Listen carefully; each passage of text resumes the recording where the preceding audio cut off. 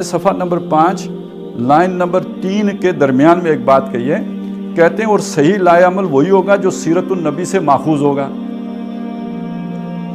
اس کو میں چاہ رہا تھا کہ انڈر لائن کر لیں۔ ڈاکٹر صاحب نے ایک لفظ بولا ہے یہاں پہ سیرت النبی، ایک ترکیب ہے، مرکب ہے، یہ نبی صلی اللہ علیہ وسلم کی سیرت سے ماخوذ۔ اچھا، اب میں آپ کے سامنے یہاں پہ چند الفاظ رکھنا چاہتا ہوں، اور یہ الفاظ در حقیقت اس مغالطے کو دور کر دیں گے جو غامدی صاحب کا میں نے حوالہ دیا تھا اس سے پیدا ہوتا ہے اور جو مفاہیم میں پیدا کیا گیا ہے۔ یہاں پہ لفظ آیا سیرت النبی۔ قرآن مجید میں سیرت کا یعنی اس طرح کو ذکر تو نہیں، اسوے کا ذکر ہمیں ملتا ہے، لقد کان لکم فی رسول اللہ اسوۃ حسنہ۔ قرآن مجید میں ہمیں دو الفاظ اور بھی ملتے ہیں جو اس کے قریب، جس معنی میں سیرت کا لفظ ہم بولتے ہیں اس کے قریب چلے جاتے ہیں۔ لِكُلٍّ جَعَلْنَا مِنْكُمْ شِرْعَةً وَمِنْهَاجًا، شریعت اور منہاج۔ اور ایک لفظ اور ہے جو ہمارے دینی لٹریچر میں بہت زیادہ مستعمل ہے، ہماری زبانوں سے بھی ادا ہوتا ہے، وہ ہوتا ہے سنت رسول صلی اللہ علیہ وسلم۔ تو یہ کتنے الفاظ ہو گئے جی؟ اسوہ، سنت رسول، سیرت رسول اور شریعت اور منہج، کتنے الفاظ ہو گئے؟ 5۔ یہ پانچوں الفاظ ایسے ہیں جو ایک دوسرے کے مترادف کے طور پر بھی استعمال ہو سکتے ہیں۔ جو اسوہ ہے وہ سیرت بھی ہے، جو اسوہ ہے وہ سنت بھی ہے، جو اسوہ ہے وہ شریعت بھی ہے، جو اسوہ ہے وہ نبی صلی اللہ علیہ وسلم کا منہج بھی ہے۔ ٹھیک ہو گیا؟ اسی طرح ہر ایک کو گھما لیں۔ میں نے ایک مثال آپ کو دے دی کہ اسوہ از ایکول ٹو ادرس، تو ان میں سے ایک کو اٹھا کے پہلے رکھ دیں، باقیوں کو بعد میں رکھ دیں، تب بھی وہی ایکویشن ایک ہی رہے گی۔ تو یہ پانچوں کے پانچوں میں کہہ سکتا ہوں مترادف بھی ہیں، ہم معنی بھی ہیں، ایک ہی مفہوم بیان کرتے ہیں۔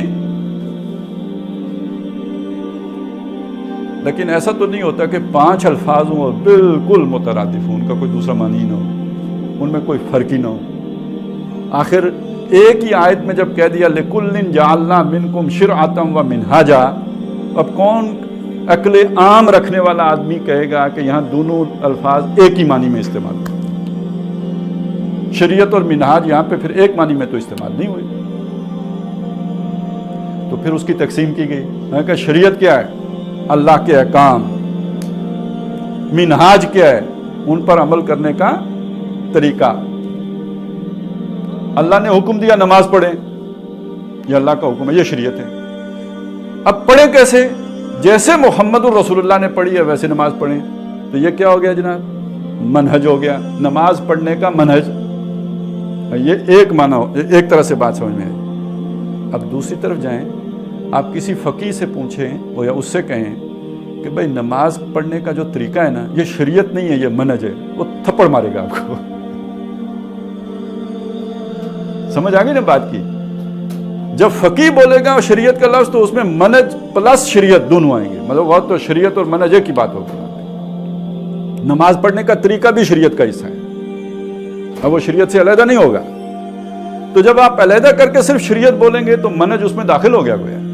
منہج کا وہ حصہ جو وحی سے، اللہ وما ینطق عن الہوی ان ہوا الا وحی یوحی، وہ وحی خواہ جلی ہو یا وحی خواہ خفی ہو، جو بھی وحی کے ذریعے سے محمد رسول اللہ صلی اللہ علیہ وسلم کو یا حضور کا اجتہادی کیوں نہ ہو، جس پر وہ کاربند رہے ہوں، وہ طریقہ جو بھی ہوگا اس کام پر عمل کرنے کا وہ کہلائے گا تو منہج، لیکن حصہ وہ بھی شریعت کا ہے۔ اسی چیز کو سنت بھی کہتے ہیں۔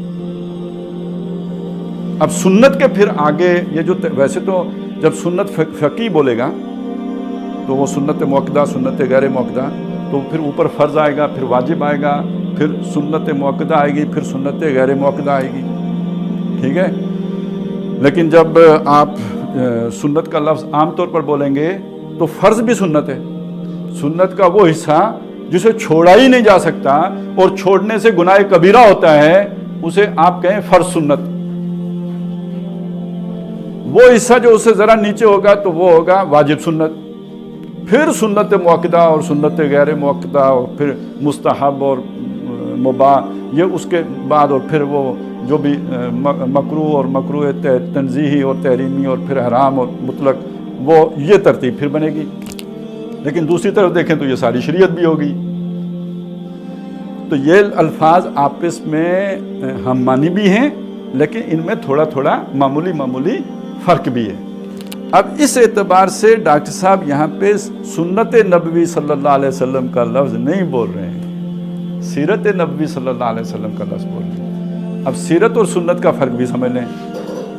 اچھا، جب ہم سیرت اور سنت کو آمنے سامنے رکھ کے دیکھیں گے تو نبی صلی اللہ علیہ وسلم کے وہ معمولات کہ جن سے کوئی شرعی حکم صادر ہوتا ہو وہ سنت کہلائے گا، اور وہ معمولات یا وہ جو بھی آپ کے کام ہیں جو کسی شرعی حکم ان سے صادر نہیں ہوتا، وہ آپ کی صلی اللہ علیہ وسلم کی سیرت کا حصہ ہیں۔ اب کچھ اللہ کے احکام ایسے ہیں کہ جن کے پر عمل کرنے کا طریقہ بھی محمد الرسول اللہ صلی اللہ علیہ وسلم نے بائنڈنگ کر دیا ہے کہ میرے طریقے ہی پر یہ عمل کرو گے تو قابل قبول ہوگا، وگرنہ نہیں قابل قبول ہوگا۔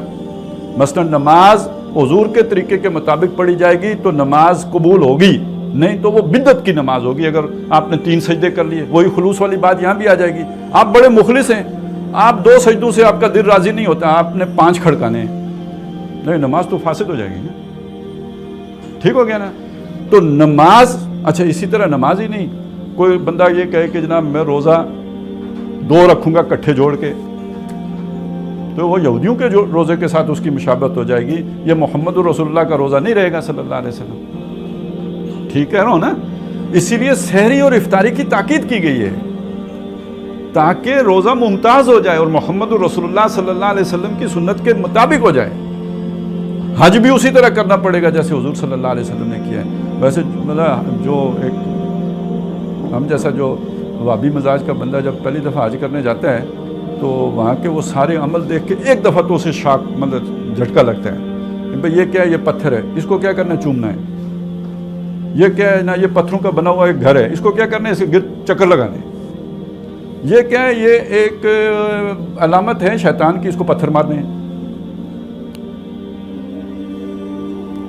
تو ان چیزوں سے تو ہم بڑے چڑ کھائے بیٹھے ہوتے ہیں نا، وہاں جا کے کرتے ہیں۔ وڈے تو وڈا وابی بھی کرتا ہے، کیوں کرتا ہے بھائی؟ کہ یہ سارے محمد الرسول اللہ نے کیے ہیں صلی اللہ علیہ وسلم، اور پابند کر کے گئے ہیں کہ آپ نے کرو گے تو حج ہوگا۔ عرفات سے بھی پہلے مڑ کے آ گئے تو حج وج کوئی نہیں ہونا تڑا، تو یہ کرنا پڑے گا۔ تو کچھ احکام وہ ہیں کہ جن کو صرف محمد الرسول اللہ صلی اللہ علیہ وسلم کے طریقے کے مطابق کریں گے تو وہ عند اللہ قابل قبول ہیں، نہیں تو بدعت۔ ٹھیک ہو گیا جی؟ تو یہ یعنی وہ عیسیٰ حضور صلی اللہ علیہ وسلم کی سنت ہے، وہ شریعت ہے۔